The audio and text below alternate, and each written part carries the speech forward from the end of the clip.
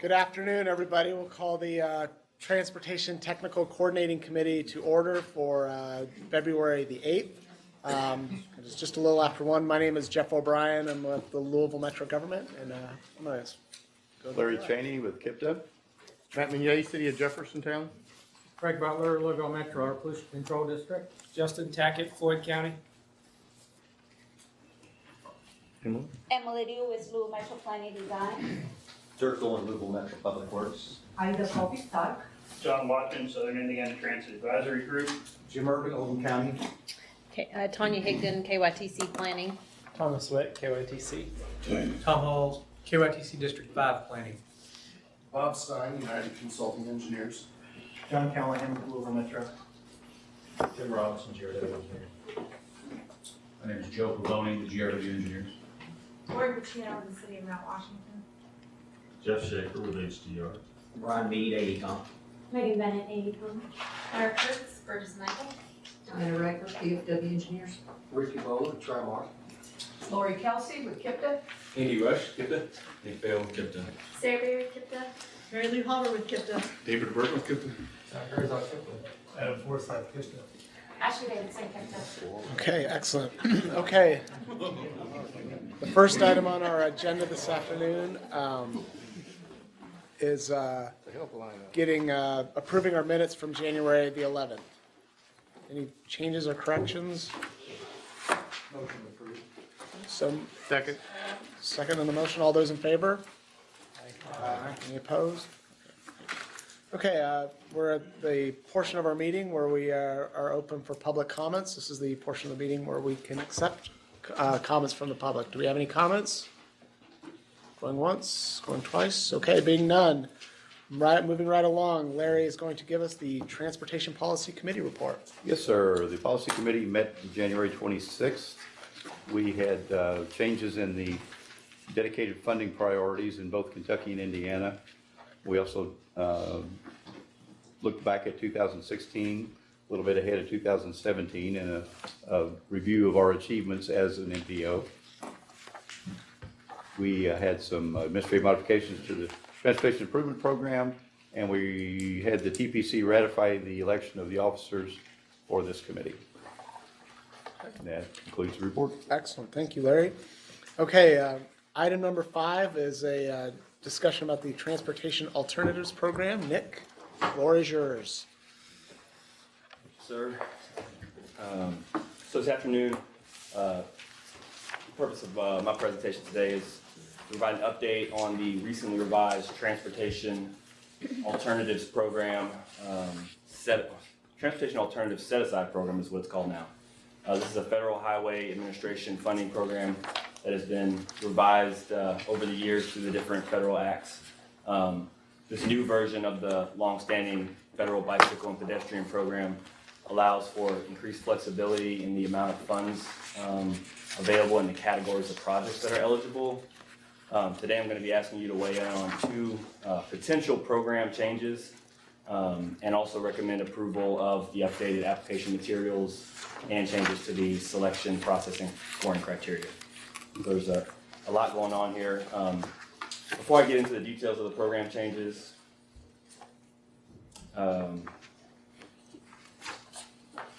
there's lots of words missing on this slide. Oh, didn't know I set it up like that. My apologies. Before we get into the details of the program, I'll provide a bit of information on the background, look at the funds available, the proposed schedule and selection process before I ask y'all to weigh in on those proposed changes.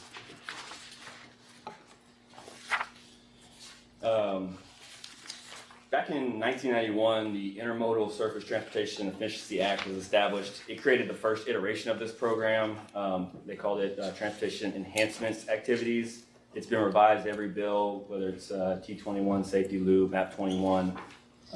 It was most recently called the TAP program, Transportation Alternatives Program, and so they're just slightly tweaking this program through the Fixing America's Surface Transportation Act.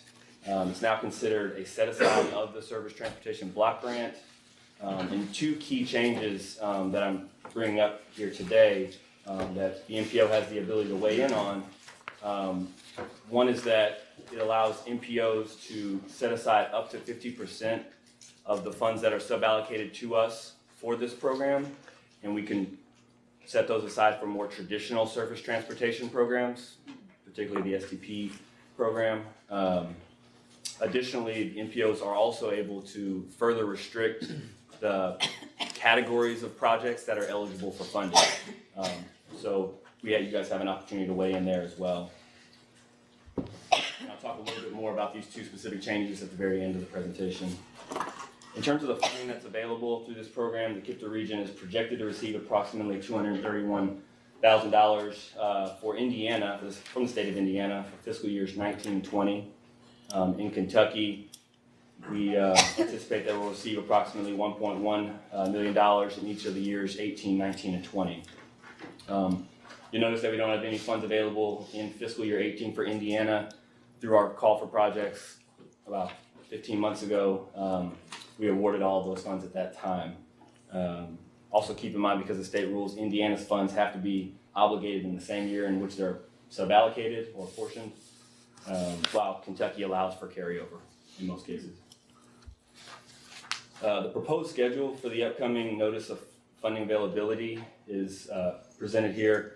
On Friday, March 3rd, we plan to issue the notice of funding availability, which will open for about 6 weeks before applications are due on February 1st Friday, April 14th. The working group will have to review and score the applications before their recommendations are due on May 1st. Those recommendations will then be taken to the TTCC, to you all, on May 8th, with subsequent TPC recommendation on May 25th. In the summer, KIPTA staff will coordinate with the LPAs who are awarded funds in order to process the appropriate tip modifications and any amendments. The earliest that any project could potentially start would be in the fall of this year. However, that would only be for projects that are currently in the tip and that could be administratively modified in a short amount of time.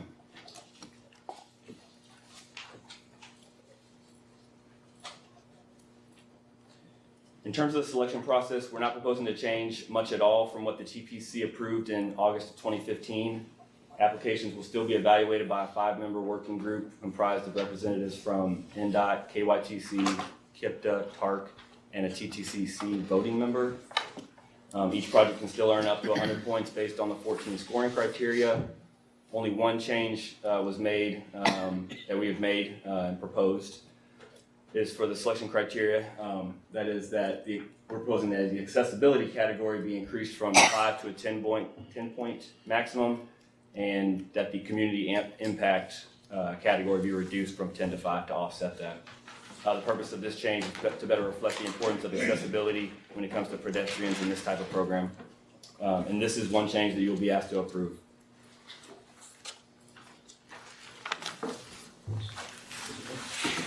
As for the application materials, as part of the package that was sent out to you all, there was a link that was provided that included all of the draft materials for your review. I've also got copies of a lot of the materials that I got 5 sets of them out here on the tables for the TTCC members if they'd like to review those in more detail today. So staff did revise pretty much all of the documents in some form or fashion. No major content was really added. It was more of a reorganization. So you'll now see that there's an application guide that folks should read before they apply. The application itself has also been revised, but includes much of the same content as before. It's also now been converted into a fillable PDF document, so hopefully that makes it a little easier on everybody. There's also now a budget worksheet for Kentucky applicants and also Indiana applicants. And again, at the end of this presentation, I'll be asking for your recommendation for TPC to approve these draft materials. Getting back to the 2 policy changes that I'm presenting today. When it comes to the FAST Act, the MPO has the opportunity to make substantial changes. I want to be clear though, staff is not recommending that any changes be made to this program. However, we felt it is our duty to inform you all of the opportunity to make adjustments per federal law. So the first change is that up to 50% of the transportation alternative set-aside program funds could be set aside for our more traditional STP program if you all felt comfortable with that and wanted to move forward with that. And again, the second one is to reduce or restrict the types of categories that are eligible for funding. And just for your reference, in the application guide that was provided, there's a complete section on program eligibility here. There's 8 to 10 different categories. The MPO could choose to restrict eligibility for the program funding if it so chooses. So if it decided that it no longer wanted construction of turnouts, overlooks, and viewing areas to be eligible, that's something the MPO could choose to do. Does anyone have any questions about all that? That's a lot of information, a lot of potential change. Yes. I have a couple. So, I guess to on both of the policy, I've got a comment on the first one, but I'll save that for a minute. So we can only be more restrictive than the federal program, correct? We cannot, okay. Correct. So is there a reason that we'd want to be more restrictive here? Seems to me that list is pretty comprehensive, and I don't know that we. Well, it is, and some MPOs have chosen to take a particular focus that may lend itself more to one of the categories than the others, and put all the funds toward that particular category. That's the only reason. It gives us flexibility. Do we have any sort of historic list on what we've spent our TAP funds on? Has there been something that on that list that we Well, between TAP and transportation enhancement, it's been across the board historically. We've rehabilitated train stations, and we've had educational programs, Marquee on Broadway. Yes, we've talked about that. No, I mean, historically we've used basically all of them. I think the only one maybe we haven't used is environmental litigation. Right. For wetlands, things like that, but that's Vegetation category management. 2. Right. Yeah, we've not really used that one. But As far as I'm aware. that would be the reason for it, if the MPO had a particular focus, if they wanted to restrict the types of application. But we're not recommending that. We just want, as Nick said, we just want to advise you that change has been made in the law, that's a possibility. My other thing is, as far as shifting funds, I mean, for both Indiana and Kentucky, it's a relatively small pool of funds, and I think that I know from, and I'll put my Metro hat on here for a minute. I know that from a Metro standpoint, we have a lot of needs for improving pedestrian access and safety. So I don't know that I know that we'd want to shift such a small amount. I don't know that would really give us that much more in our traditional STP projects. That would be my 2 cents on that. Since Yeah, in I'm sure I Indiana, get to speak first. $100,000 or so you'd be setting aside, and the Kentucky side would be $500,000. And the funding source and the types of projects and the amount of money lends itself to smaller LPAs being able to access those funds as well. Anybody else have thoughts or questions? Yeah, I've got a question about the scoring criteria and recommend changes. You know, I was taking a hard look at this, and 10 points for something that would be in the Metropolitan Transportation Plan.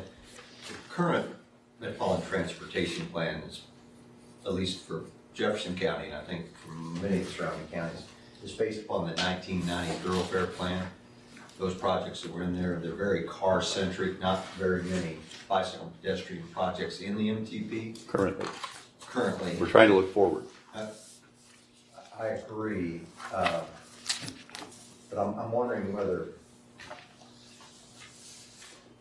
that scoring can be adjusted until we get the new, that weighting not be used in the current until we have a new MTP in place that has the first mile, last mile projects identified that we want to pursue. Well, one way to look at it, if we don't have it in there now, no one has it. So no one will get points for that. My understanding of that is that it's specifically whether the project supports the goals and objectives of the MTP, but that doesn't necessarily mean that the No, project there's has a- to be. Or are you There's talking actually about a another different one? scoring criteria for Yeah, that. that's, Yeah, I have it pulled up here. There's That's two different. different, there's two there, different. there are 10 points just if it is already in the MTP. It's the item one. I don't know. Have we used this before, and do we have projects that received that 10 points? That was the. Yes, this is this, with the one tweak between accessibility and community impact that I highlighted earlier. Oh, I see. All of the scoring criteria is the same as what we used in the last TAP call for projects back in fall of 15. Okay, so were there, of those TAP applications, did some of those, did any of those applications receive 10 points for that? Yes, my understanding, I believe they're, trying to think of all the projects now. I want to say, wasn't Middletown projects, sidewalk projects in the MTP, Bliss Avenue? Not those sections. Okay. But the Louisville Loop, for instance, is in the MTP, so it'll Well, get 10 points. I mean, we've got various sidewalks So, as a general MTP, but I would feel that would be, that's an advantage I don't know the Metro deserves, because we want a sidewalk, because we have that item in MTP versus another smaller city that doesn't have it and have that same listed item in various sidewalks within the county. I don't know, it's just, I just feel like I'm looking so forward to this, the new MTP and the goals that we've got there. I just do not think the current MTP reflects the goals that we're moving toward. you're right. And so to give it 10% of the scoring for something that doesn't even meet the current goals is something I like to consider reducing that number until we actually get to where we are having MTP that is a reflection of those goals. Well, and one of the reasons why we're putting 10 points in there, whether it's now or whether it's later, is to strengthen that link between the TIP and the MTP, ultimately. So, But can I ask, so you're talking about a temporary change to that, not Correct. But if you were to take and say it was 5 instead of 10, where would you put the other 5? Well, I think you've already got there is an item in here that says item 5.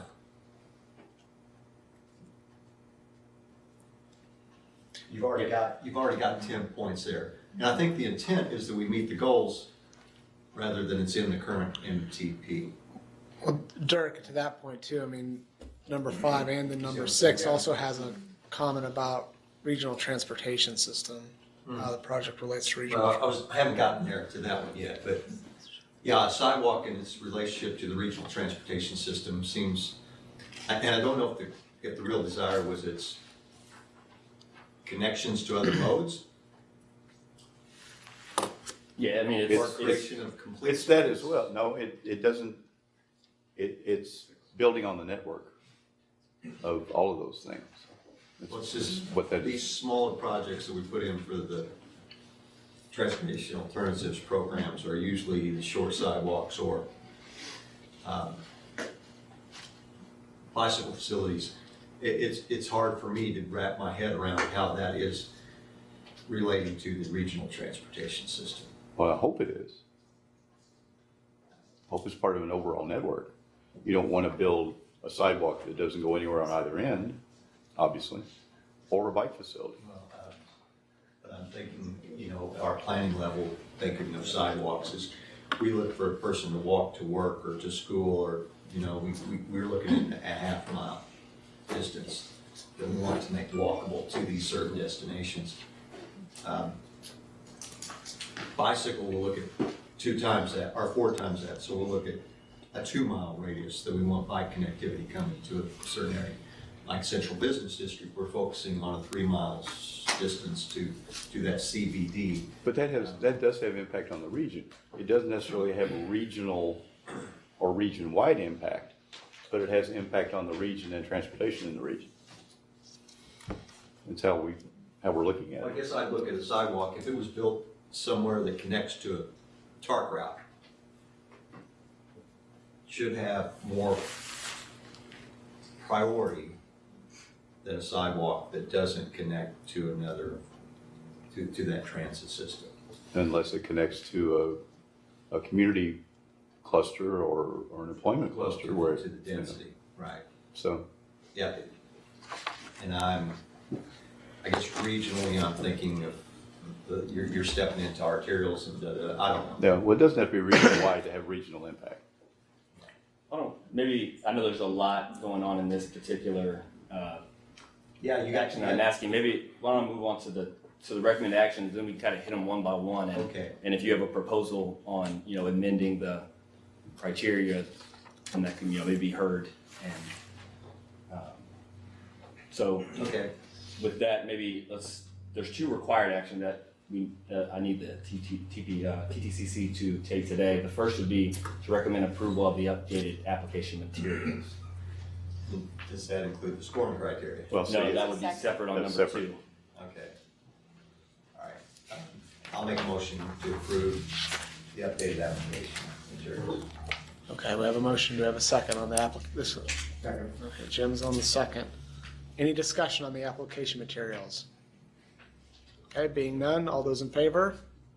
Aye. Any opposed? Okay, the application materials are approved. All right, and the second required action would be to recommend approval of the selection process and criteria changes. Yeah, now I'm looking back to the application materials, which are a reflection of the scoring criteria that I'm questioning. Sure. Well, If you decide to change the selection process and scoring criteria, we will make those adjustments in the application. I mean, if you're looking at changing the scoring, or you're looking at changing the categories. Well, If you're not changing the categories, we can stand on what we just did. I still am struggling with the regional transportation system. And then item 6, further describe how it strengthens the cultural, aesthetic, environmental aspects of the surrounding area. I think we've got two distinctly different things lumped under one category. I would suggest we look at splitting those out. And I would suggest we amend the language so that I better understand how that project program, what is intended by how a project program relates to the regional transportation system. Because today I don't understand how my sidewalk really does that well. So your proposal is to And then split 6 into 2 categories? into possibly 2 categories. I think that the cultural, aesthetic, and environmental aspects would fit well under the community impact category. I mean, if you would consider taking that part out of relationship to transportation and moving it into community impact. Seven, Number 10. 10. Number 10. Yeah, that makes sense.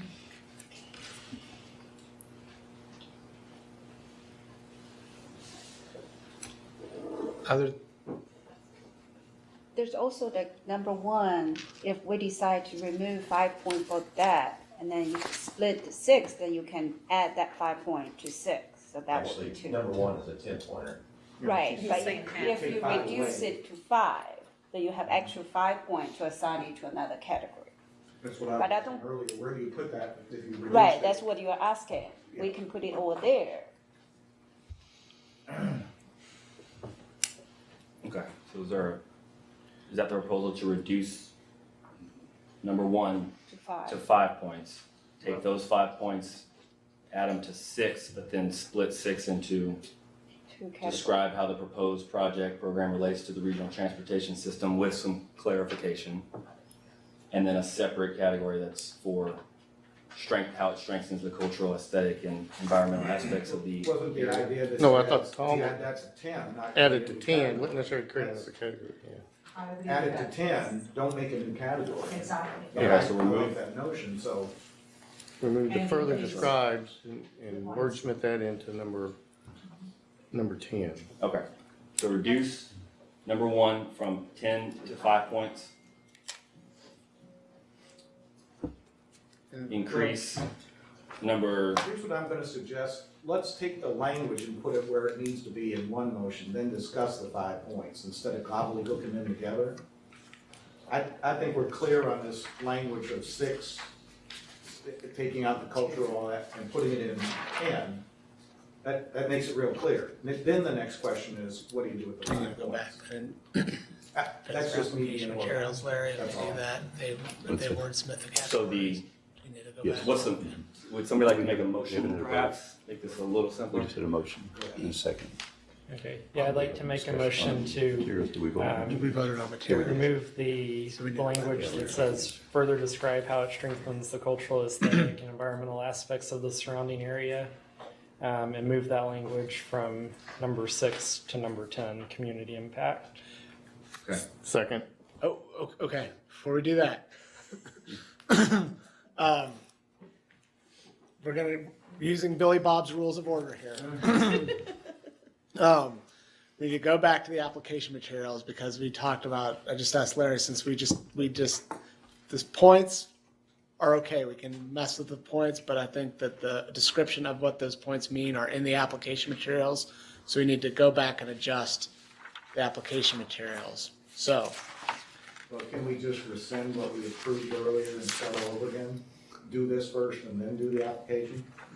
Or you can make a motion to revise it again. I think we'll go for a motion to amend. There you go. Okay, so motion, okay, so we're doing a motion to amend. Well, not yet. Everybody?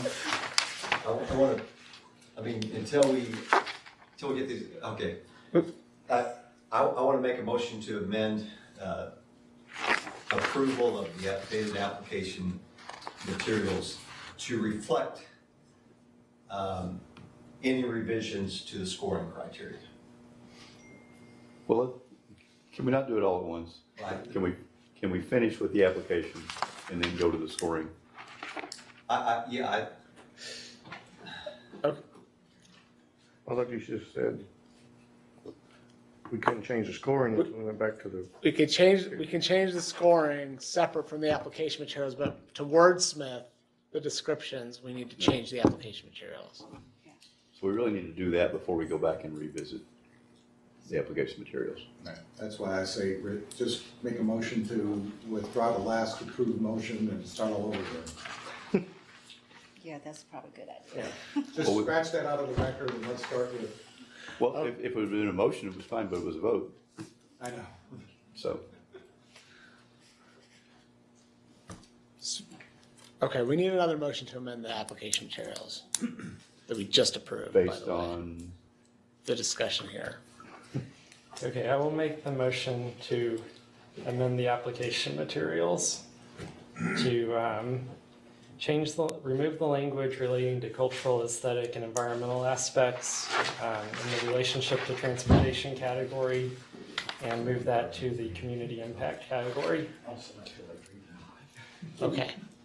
Everybody got that? We have a motion. Do we have a second? Second.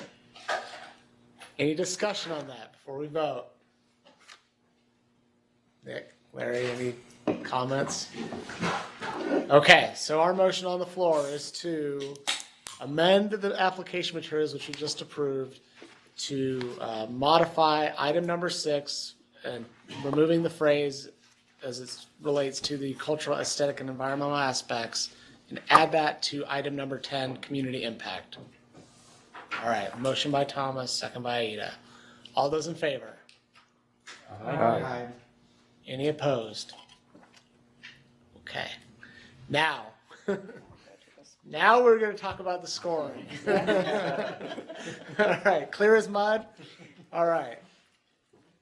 So will this be up, the scoring sheet will be updated, I assume, to reflect that change that we just made to the, you want another motion for that? well, Yeah. I think we got other changes in that scoring sheet though, right? Well, we have, Yep. If we change the numbers, we'll make the motion to include right, the changes reflective of the material. yeah. Application. Okay. So what we've been talking about, just to go back, is that we would reduce item number 1 from 10 points to 5 points and relocate those 5 points, reallocate those 5 points to item number 10, community impact. Right. Is that, I can, listening skills are still there. Okay. Do we have a motion on that? Then we can discuss. You're gonna discuss first or do a motion? We have motion and discussion. Yeah. I make a motion to reduce item 1, long-range planning, from 10 points to 5 points, and increase number 10, community impact, range from 0 to 10 points. Second. Okay. We have a motion and a second. Okay. Ready to discuss? Further discussion on this? You want to discuss this? My comment would be is that we're reducing the, can you go back to number 1? Yeah. I just wanted to say that I thought the intent of a proposed project being, getting extra points for being programmed currently in the long-range plan would be that we were supporting existing projects rather than bringing in new projects that might delay those existing projects that we already had commitments for. And so to reduce that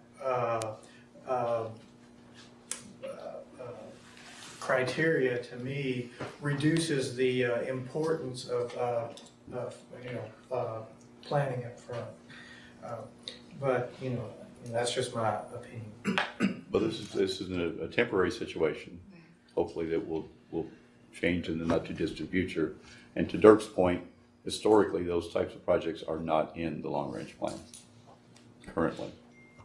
Well, can we just consider an amendment to the motion that says that it's temporary, that we somehow record that we've done it either this year only or? Everything we do is subject to change. Well, I know, but You know that. I know, but one day we. Well, I mean, we can do that. We can qualify it by saying that it will be revisited as we further develop the MTP. I'd like That's good. that to be part of the record. I think that's a good thing to. Since we all agree it's temporary, it must be part of the record. All right. So does Dirk, our motion maker, do you accept that modification? Motion to accept. Matt, is the seconder of that motion? Oh, yeah, I'll second it. Okay, so as part of this, we'll modify item number 1, reducing the number of points from 10 to 5, and put those in number 10. So number 10 will go from 5 to 10 points, and then the motion will reflect that this is a temporary situation that will be adjusted as the MTP is updated. Any further discussion on that? Are you ready for a vote? Ready for a vote, Larry? Okay, all those in favor? Aye. Any opposed? Okay, ayes have it. Okay, now you want us to talk about these other 2 items, correct? Right, we've got, that is correct. There are 2 optional actions that you may take here today. I'll start with the first one, being that you have the ability to recommend the approval or to recommend the transfer of up to 50% of this program's funds to the Surface Transportation Program. And we don't have to take action. You don't have to take action. Does anybody feel like we need to take action on these secondary items? I've made my opinions. I had a question about our first item, the approval, transferring TA funds to the Surface Transportation Program. On our previous projects, we haven't given that authority, so all those projects would not be eligible. They shouldn't. Right, this would only apply to future Going forward. funds. Right, okay, Future so we haven't future granted that allocations. authority on any previous TA jobs. Right, Okay, and and that's it wasn't something- allowable under And the MAP law 21. says the NPO does that, right? Right, okay, They may. okay, they may if they want. Okay, that's just a clarification. So if we want to leave it as it is, we just. We take no action. No action. I'm all for no action. I second it. Okay. Does anybody care to make a motion on either of the optional items? Didn't sound like there was a whole lot. Okay. All right. No action. And the second optional action that could be taken would be to find those project categories that could be funded with sub-allocated TA set-aside funds. Basically, would you like to restrict or reduce the eligible project types, which were also provided in the yeah, is there any interest, I guess, would be the, before we get into the details. No interest from Metro. Okay. Okay. All right. I appreciate all your help with that. right, great. Sorry it took quite so long. Excellent. Okay. We're now we'll move over to David and Adam and Zach talking about the KIPTA online resources. Thank you very much. Gentlemen, the floor is yours. This has been a team effort, and the entire transportation division has been involved in putting this planning tool together. And we brought it to you in the past as it was in the process of being developed and before it went live. It is now live and accessible by our planning partners and the general public as well. And we hope you are able to take advantage of it. If you may recall, when we were developing the project management process that we now use for STP urban funds, we talked about making this tool available to the project sponsors as well as other planning partners. Basically, it is a collection of data that we have been working on over the last several months, trying to make sure that we can capture what we think are the important, or some of the important factors that need to be considered when proposing plan or projects or programs for the MTP and the TIP. So basically, there will be a direct relationship between this online resource center that Adam and Zach are going to go over in just a moment. But there will be a direct relationship between the application process for the TIP and the MTP. So when you get an opportunity, we encourage you to go to the KIPTA website and take a look at it for yourselves in more detail. But we think that this will be a very good planning tool. It basically is following the goals and objectives of the MTP update that we are currently working on, connecting Kentuckiana. And so we think that you'll hopefully find it pretty useful. So Adam and Zach are going to kind of go over some of this with you now. Again, it's on 3 locations on our website, and these guys are going to show you where they are located, and then sort of go over things with you. If you have any questions or points of clarification at all during the presentation, please feel free to interrupt, raise your hands, ask questions, and we'll do our best to answer them for you. Go ahead. All right. As David stated, it's just a link on our, it's in 3 different places, but we just start with the KIPTA.org homepage. It's down at the very bottom. It's called KIPTA Online Resource Center. You just click on it and it will pull up. Sorry, we put a big disclaimer right there out in front of you and everything on every one of the tabs, just so that way it's make sure everybody sees it. I'm just going to go through a few things. Everything that the reason this was created was for filling out our application. And the one I'm looking at is the SCP Urban Funding application. And there are questions on the application that you are required to answer. And this data is intended to give you the answers to those questions. So we want to make it, really simple, but also useful for you to answer the questions. So I'm just going to, go through a few examples of the questions in the areas and go through the tabs quickly and show you. Everything that is on here has a legend that tells you what it is. It has an about tab that tells you how it was created. And in this case, more information at the bottom, which is kind of hard to see on that screen. It gives you more information. So if you wanted to, more detailed information, this example goes to our crash report that gives you how all that was created. So it's kind of the background information that you may be interested in knowing. Before you go too far, Adam, I also want to add, Adam said that you use this when you fill out the application for projects. You can also use these tools to develop projects.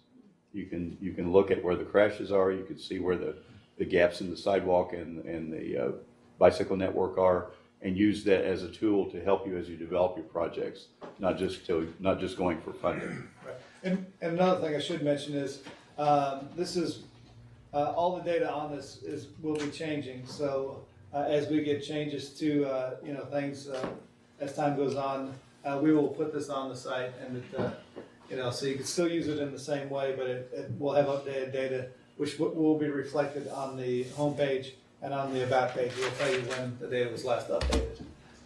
In this case, it's thanks. Down here at the bottom, it says it was last updated on 2/6/17. So that's the latest data that we have for crash analysis. Just go to different spots around the region to show you. So I'm zooming into LaGrange on Highway 53. If you want a project in this area, as far as crash data, it shows you we have the 15th ranked crash segment in Kentucky there, and it gives you information on how we came up with the scoring criteria for it to be the 15th ranked crash project. So that would be something you put on the application and explain how your project could help with alleviating the safety issues. Okay. Let's go to the next tab, which is level of service. So what we have is we have everything D, E's, and F's, and then we really wanted to highlight because the top 10% or the 10% that are considered the worst in the region, and those are the dark red. The reason we did that is because in our MTP we're also using those for focus areas. So that's something that we thought that you'd want to know where those were, because those in some of the applications that we're doing will get you extra scoring points if you have a project in that area that helps in that way. Again, the About tab shows you how the calculation on how that data is defined. It's pretty simple. It's the traffic count, the daily traffic count divided by the capacity to give you a volume to capacity ratio. Okay, another question is on environmental justice. You could zoom into your project area. Let's just pick.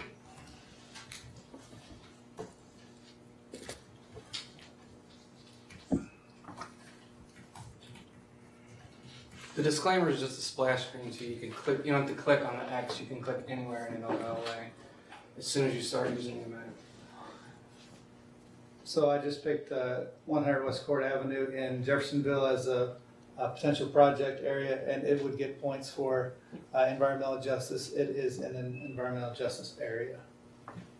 Go ahead and look at transit routes.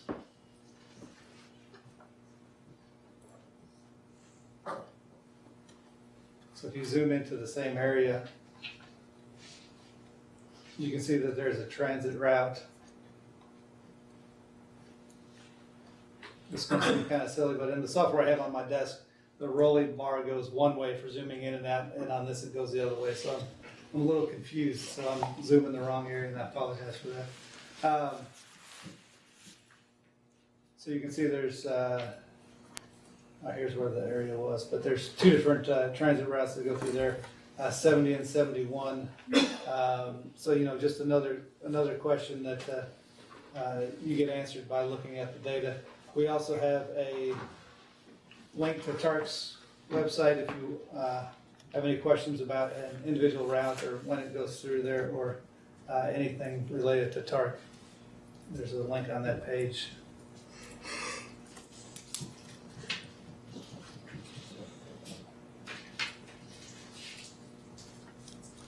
Again, the disclaimer comes up, but you can click anywhere and it goes away. We figured our legal department would prefer that we had the disclaimer on there. All right. Freight, we're simply showing the KIPTA freight network. which is, in the about tab, it tells you that we started with the FAF and added to that to get to other facilities in major industrial areas in the KIPTA region. One thing you can change the background if you so desire. This is Kentucky 480 in Bullitt County. It's on the freight network, shows you the warehouses and different distribution areas. And as we know that the industry and warehousing is increasing in that area, so it's shows you that's on the network. For sure, it chills.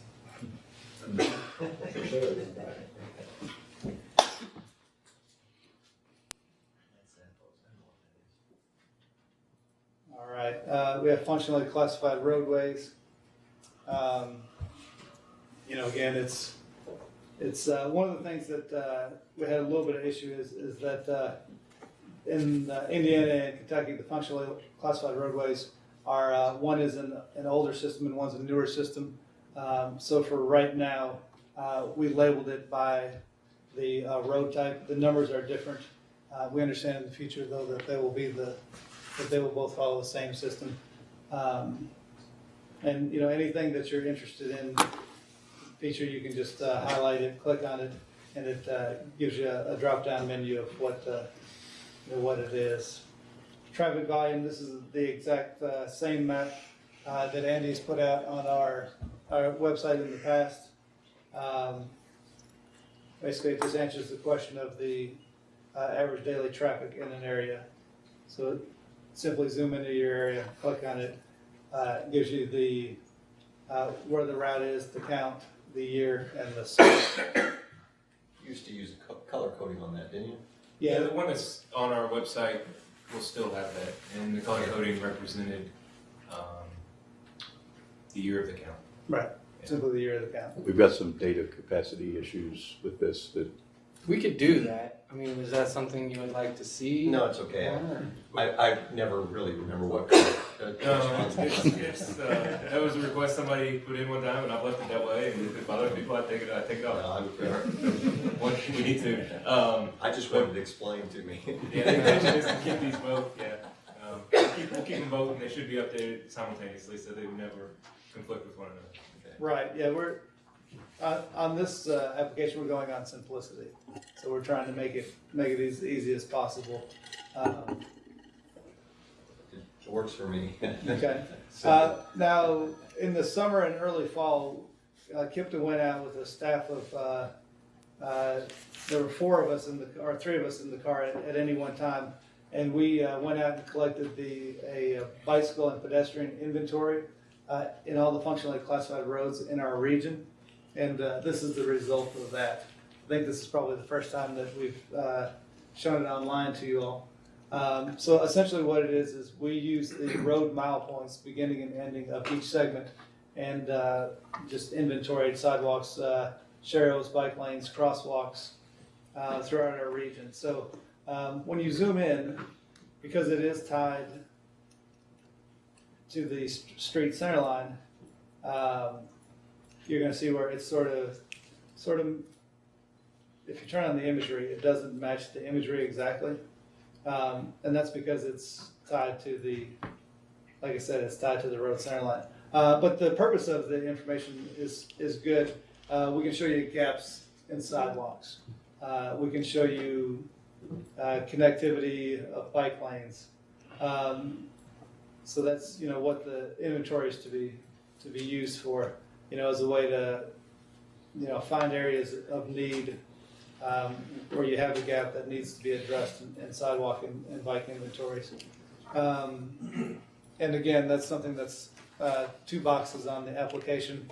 The question is, does the project impact the pedestrian network? And you can zoom into the area, look to see what if there's gaps in it. You could obviously, if you put a sidewalk there, that's going to impact the network. So I just wanted to show you all this quickly. I know we've shown it to you before. Let you know that everything has a legend. It has an about tab that explains to you how the data was collected, what the data means. And it also gives you the opportunity to turn layers on and off. If, say, you only want to look at, say, pedestrian crashes, you can turn all the other data off under the layers tab. And then it gives you the information. Simply click on it. It gives you the different attribute table behind the data. And if you want to share it, you've got ways to share it online.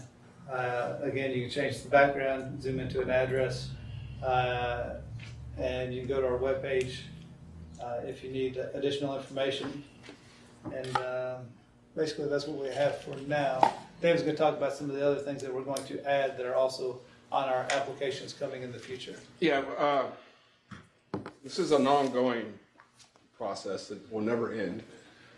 It's either going to be, we will either be updating or adding or doing both new data as it becomes available to us. In the April-May timeframe, we're going to focus on getting some focus areas and clusters that have been part of the update to the MTP. We'll be adding socioeconomic forecasts, a red flag inventory that we've been putting together, inventory of roadway conditions once we get those from the 2 states. Let's see. Oh, and we'll be looking at adding the MTP projects to the various tabs once we have updated the information that we are looking to add here in the next couple of months to the existing MTP projects, so that you can see where that particular project sits within the relative data sets that you might be comparing the projects to. This is something that we want to make sure helps you. What do you say? Helps you, help us. Help us, help you. Yeah, whatever you say. That. So if you have, we do really encourage you when you have the time to go back and take a look at this. Again, it's on www.kipta.org. It's on the lower right-hand section of the homepage, along with the other 2 products that we've tried to make available to you, which are the interactive MTP and tip maps.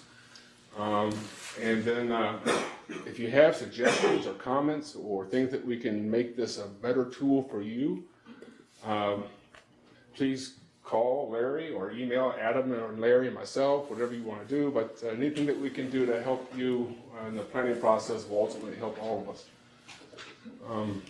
Adam is showing you it's not only on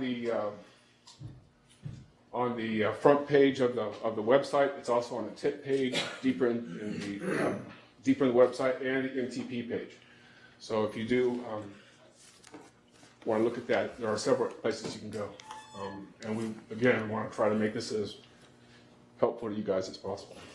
Is it working good? We haven't used it on I tried tablet. that, it works fine. Mobile devices, just let everybody know I'm. We've trying looked to- at it on I use phones. this more often than that. Okay, This cool. is the iPad. Awesome. Yeah, I have to figure it out, but yeah, Okay. it works now. It's easy to navigate and stuff. Yes. So if anyone has any questions or comments now, we'd be happy to. Will you share particularly the sidewalk data that you gathered with our? Yeah, our we GIS sent it group? to Phil Gardner about a month ago or so. Oh, okay, he's got He it. should have it. That may be what he's sending back to me. And then as we, we'll have to put something in place, so as we add sidewalks, so that you can update your map. Right, that's one of the things that I forgot to mention. And especially with the sidewalks and bikeways, we really need to, stay in communication with each other. New bike lanes are being striped, frequently sidewalks are being added and built.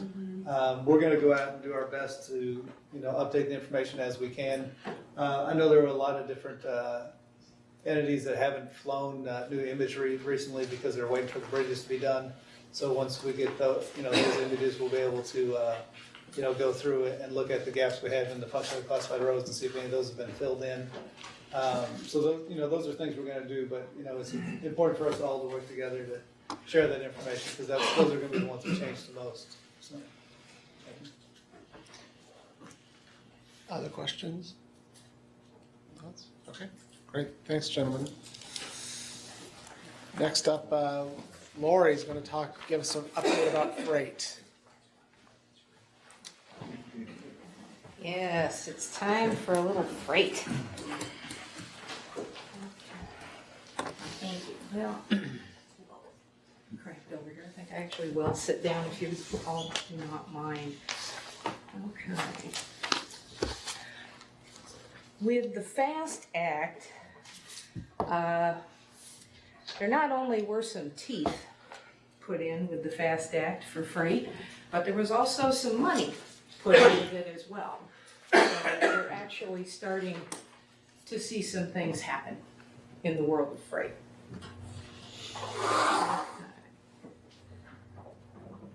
Okay, the first thing I want to tell you about is there is a new Freight Advisory Committee. KYTC came up with the Kentucky Freight Advisory Committee for Transportation, KFACT. We have one more acronym to remember. Essentially, when KYTC did their latest statewide freight plan, which was in September of this last year, it was MAP 21 compliant, but not necessarily completely FAST Act compliant. So in order to try to make that plan FAST Act compliant, there are some things that KYTC is going to need to address in their new freight plan. And they also wanted, it was recommended that they have a state freight advisory committee, and so they have done that. So I'm not going to read down through all of these freight plan requirements. But what you see here in the red, these are things that KYTC thinks that the freight advisory group, that the FACT, can actually help them in order to improve their freight planning, as well as to try to address some of those things that are not necessarily FAST Act compliant in the plan. You'll notice on here a listing of critical multimodal urban and rural freight facilities and corridors. They're going to be asking the group to help out with that. Also to keep the staff apprised of any technologies or operational strategies that could help. Also help with an inventory of any freight mobility issues and mitigation strategies, specifically congestion, delays, bottlenecks. Also to come up with a list of priority projects, because the plan, that's one of the major points that makes the plan non-FAST Act compliant, is that it doesn't have a list of projects associated with it. So this group is going to help with that. And then, of course, they have the State Freight Advisory Committee that they've established. They have goals for the committee. The goals try to point out strengths and weaknesses in the freight assets, try to help KYTC to plan for the future trends and needs freight-wise, and also to help improve policy when it comes to freight. Some of the specific duties of the committee to try to make sure that KYTC is in compliance, and to review and update portions of the Kentucky portion of the National Truck Network, and I actually have a map of that I'll show you in a minute. I didn't want to flip back and forth. They'd also like the KFACT to help them review the National Multimodal Freight Network, also to communicate any regional priorities to KYTC, and then they also want to take a look at oversized and overweight vehicle regulations. Those tend to vary from state to state, and that can cause a problem for our shippers. And so they're hoping to have some sort of regional coordination with that. Another page of duties, they want to do some gap analyses. One having to do with safety and congestion, looking at truck crash locations, access to the river ports and airports, and access to and around the rail yards. The area development districts on a yearly basis collect information about multimodal facilities in Kentucky. And so there'll be some of that information will be used for that. And then, of course, gap analysis regarding truck parking, the locations. They've already done some reports on this, public and private locations, making sure that truckers have access to parking so that they can rest when they have to take their mandatory rest times, and then any ITS solutions. And included in that would be some of the states actually are a little farther ahead with this. I believe Minnesota and Michigan are they have already implemented where they have signs that truckers can see up ahead at whatever interchange, how many truck parking places are available to them. So looking at ITS type solutions. Okay, and I did say I had some maps for you. This one is the National Truck Network. Essentially what this is, for conventional combination trucks, that's a truck and a trailer attached to it, these are the roadways where they are allowed to travel. They're actually not supposed to be, as a matter of routine, unless making a beginning or ending delivery, they're really not supposed to be on every road. So this is the National Truck Network, and I think the 2009 date on this, I think is pretty true to form. I don't think it's actually been updated since then, and so Kentucky has some work that they would like to update, and they would like to have the KFACT to help with that. Then as part of the FAST Act, we have the National Multimodal Freight Network, and essentially that freight network, it includes all of the freight rail systems of Class 1 railroads, public ports that trade at least 2 million short tons, inland, you'll notice the inland and the intercoastal waterways of the United States, and just a reminder, we have an inland waterway here in Louisville. Let's see, Great Lakes St. Lawrence Seaway, the top 50 highest annual landed weight of cargo airports, Louisville International is on that list, and other strategic assets, including strategic intermodal facilities and some freight and rail lines of Class 2 and Class 3 railroads. So this is the map that pretty much has everything on it, the whole multimodal freight network. And let's see, no, it's not that one. A subset of that is the National Highway Freight Network. And an even smaller subset of this is the primary highway freight system. This is one of the areas where the money is attached. One other area is just having a freight plan. If the states have a freight plan with a prioritized list of projects by December 4th of this year, 2017, those projects, freight projects in their freight plan may be eligible for National Highway Freight Program formula funds. And that is something new from the FAST Act. Another set of funding that's new is the Fast Lane Grant Program. And with that one, the highway projects either need to be on they need to be NHS highway projects, bridge projects, or in national scenic areas, freight or rail or intermodal projects, or they need to be on the National Highway Freight Network, which is what you're seeing right here. So this is where the funding is tied in. Now the orange pieces that are on here, the orange lines, that is what the feds are calling the primary highway freight system. And that was designated, that's about 41,000 miles, centerline miles, designated by Congress. And it has to be redesignated every 5 years. Plus it also includes on this network, they realized there was about 4,000 miles of non-designated interstate. Well, it's also here as well. And then to make up the National Highway Freight Network, you also add in those critical urban and rural freight corridors. And those are the corridors that will connect freight facilities to this network that you see right here. Now, that's one of the things that KYTC has asked the advisory committee to do, is to help define those urban and rural freight corridors, those critical corridors. For Kentucky, the urban It's about 75 miles for the entire state. So we'll be divvying that up amongst our larger urban areas. And this is essentially what the committee structure looks like.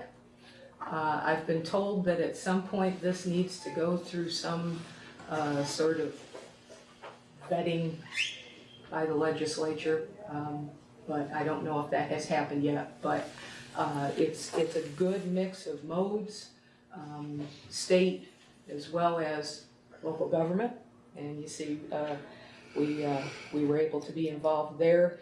Energy and agriculture is also in there.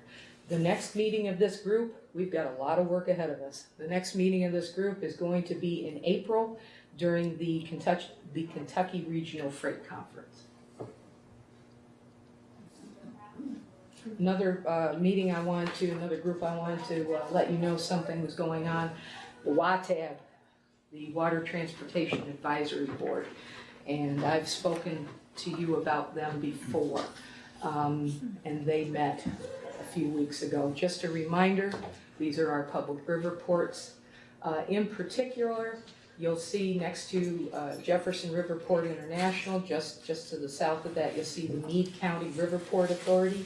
Well, one of the speakers at the Water Transportation Advisory Board, he was telling us about another funding source, which of course is always good to hear about another funding source. Apparently the Meade County Riverport, they were able to receive a $2 million loan on a $5 million regional grain facility project for that riverport, to get that up and going.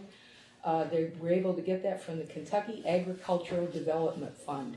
Now I know we're in the urban area, and I'm not sure exactly how many agriculture-related projects that having to do in river ports that we might have, but it's just a good thing to keep in mind that through the Kentucky Agricultural Development Fund that there's some money and loans there.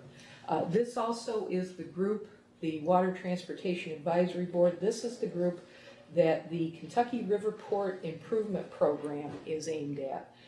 Twice a year, the legislature has given that funding source $500,000. A 50% match is required, and essentially what this money is used for is to make non-dredging type of improvements within each of the river ports. So this can be something like improving an access roadway, or improving a dock, or adding some rail. I think at Jefferson Riverport they usually use it for rail ties. So there are a few things that you can do with that. So that meeting, those folks, they will meet again in, they will next consider the next round of projects in May. They'll meet again in May in Frankfurt. And then I wanted to bring up the Kentucky Regional Freight Conference. And that's, as it says here, that's going to be at the end of April. It's going to be in Bowling Green. And wanted to pass around a few flyers for that, please. And just to give you a little bit of a sneak peek, Greg Thomas will be there to discuss the new state freight plan. Thomas Nelson will be there from Federal Highway, and we'll also have Caitlin Raymond from Federal Highway, mostly the freight management and operations from Washington, D.C. She'll be there. They're going to also talk about connected vehicles, global supply chain management. Obviously, Bowling Green is the home of the Kentucky Trans Park. There's going to be a panel discussion on the Trans Park. All of the modes, airways, rail, water, pipelines, trucking, they're all represented, so they're going to have modal reports, and there will be tours. The tours will be on the 26th. The conference that the agenda covers will be on the 27th. So hopefully you will be there. In years past, it has been a free conference put on jointly by KYTC and Federal Highway Kentucky. So I hope to see you there for that one.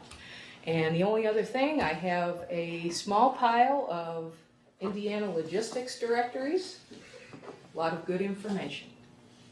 So, yes. One question, Laurie. Yes. The multimodal, the pipeline, I know that's not usually something we discuss as multimodal. How, what's like the percentage of goods and, like, I guess it's all liquid, right? Right, Pipeline, like- liquid or gas. Gas. Or generally. gas. Yeah, liquid or gas or slurry type materials, those types of things. But, having access to those. For example, we have, I believe it's Bell's Lane, the Bell's Lane area. We've got some chemical and petroleum out that way. And that is actually, on the NHS, we have intermodal connectors that go to those. So access to those, they are included in that network. Some of it's distribution, some of it's bringing in raw materials to make the product, and then it goes into the pipeline. Yeah, it could be the waste too, like the distillery stuff. Send it to pipeline to somewhere. Yeah, the two that come to mind, one is Bell's Lane, and the other one is further down off of Cane Run Road. It's petroleum. We have several tank farms located in an area, and so those two are the two large ones that come to mind, and they are hooked into the national highway system. Interesting. What about self-driving trucks? That's going to eliminate all of your parking needs. Well, that may be. That's part of the ITS. That's part of the ITS, part of the technologies that they want to consider. Vehicle to vehicle and vehicle to infrastructure. What Mercedes-Benz already has a fleet that's rolled across Europe. Yeah. Without a driver. Yeah, and Anheuser-Busch did a test in Ohio a few months ago. Very successful effort. Their truck got raided too. Do they know where it is? Yeah. Thank you very much. All right. Any other questions for Lori? Excellent. All right, last item here, Larry is going to give us some information about the Transportation Technical Yes. Coordinating Committee membership. Several months ago, we convened a working group to talk about the membership of this group. We haven't revisited that since then, but I wanted to move that forward because we haven't done this in quite a while. And we need to really look at the composition of this committee. So what I've done is sent this around to you. And you can see some of the things that they proposed. I guess I need to copy myself.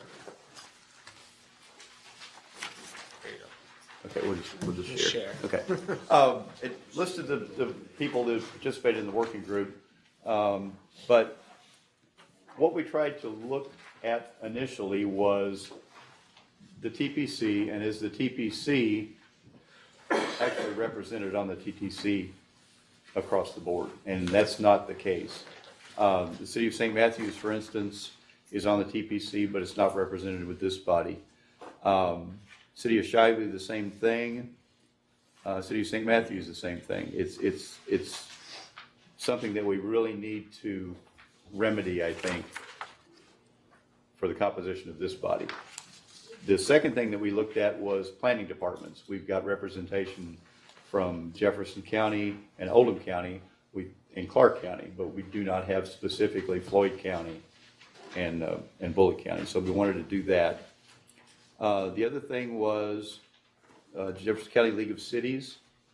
Well, before I get to that, we were looking at a way to bring in the communities that really are having impact on the region. And those generally are the communities that are 10,000 population and above. So what we did is we took that 10,000 and we looked down through the populations. And as a result of that, we would pick up the city of Linden, the city of Mount Washington, and the city of Shepherdsville, and Jefferson County League of Cities. And Jefferson County League of Cities is represented on the TPC already. But we thought we'd give those entities the opportunity to join this particular body. And that would be the voting membership. And on the second page, you'll see the advisory members. It's not as clear cut there, but some of the things that we wanted to try to include, for instance, the Indiana Motor Truck Association represents a lot of the freight operators in the state of Indiana. The Kentucky Trucking Association, the same thing in the state of Kentucky. We looked at the across the region, some of the things that are very critical to us is housing and community development. The largest of those organizations is the Louisville Metro Department of Community Services. So we thought we'd bring those in as well. Louisville Metro Parks Department has a lot of work with our dedicated funding. So we thought we'd bring those in as an advisory member as well. The Urban League, we're looking at, well, the MetroSafe. Again, MetroSafe looks at a lot of different things as far as emergency management is concerned. We discussed bringing in the emergency management agencies from all the individual counties, which we can still do. And these are just proposals, and we want recommendations from you as well. The Urban League is a big organization that would help us take our message to a part of the community that we don't typically get to. So we suggested the Urban League might be invited as well. And Trimark, I was going to say they come to all of our meetings, but he left. They do come to all of our meetings, and they're a very critical component to traffic operation in our region. So we thought we'd offer them the opportunity as well. But what we would like to do today is make, first of all, if you have any other suggestions, additions, subtractions to this list, and then have recommendation from the TTCC to take those proposals on to the TPC. If that is the case, and we do bring these members in here, then we have to make some minor modifications to the bylaws, mainly quorum, things like that, but they would be minor, and we bring those back to you next time. But what we'd like for you to do today is to consider this and discuss and make recommendations. Anybody have any comments, questions? Just a question, the airport is part of this already, right? Yes, Okay. yes. Any other thoughts? Looks like we had a pretty diverse group of folks working on this, so diverse interest sets. So if not, I'd entertain a motion. All right, you need a motion. So moved. A motion, do we have a second? Second. Okay. Any discussion? All those in favor? Aye. Any opposed? Okay, great. All right, any other business, Larry? Yes, sir.